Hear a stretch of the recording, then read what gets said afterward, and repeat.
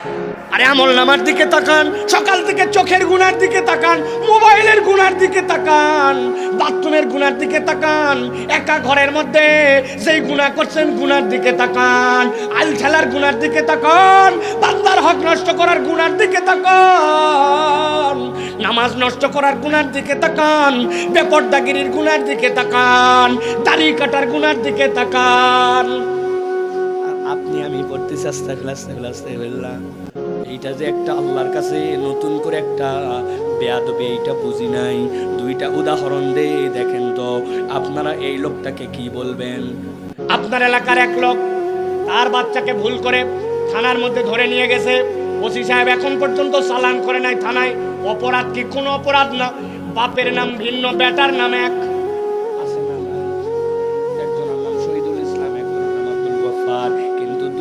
ছেলেরই নাম হচ্ছে লিটন।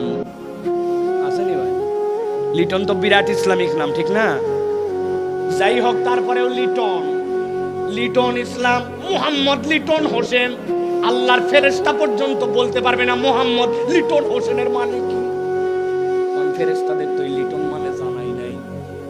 প্রিয় ভাইয়েরা, যাই হোক, এখন ধরে নিয়ে গেছে উনারে, সেই লোকের বাচ্চারে ধরে নিয়ে গেছে, উনি উনার ন্যাশনাল আইডি কার্ড নিয়ে গেছে। ভাই এই দেখেন, আপনি যারটা ধরার কথা তার ছেলে না, এটা আমার ছেলে। উনি নিয়ে থানায় গেছে, ওসির সাথে দেখা করবে, বলছে বাইরে সিরিয়ালে বসেন, ওসি সাহেব আপনাকে ডাকলে আসবেন। গভীর মনোযোগে খেয়াল করেন, ওসি সাহেবের ঘরের মধ্যে উনি ঢুকছে, ঢুকার পরে উনি ওনার ন্যাশনাল আইডি কার্ড দেখা বলছে, এই হচ্ছে আমার ন্যাশনাল আইডি কার্ড, আমার নাম আব্দুল গফুর, আমার ছেলের নাম কিন্তু লিটন, কিন্তু আপনি ভুল করে জানিয়েছেন, তাড়াতাড়ি আমার বেটাকে রিলিজ করেন। গেলাম,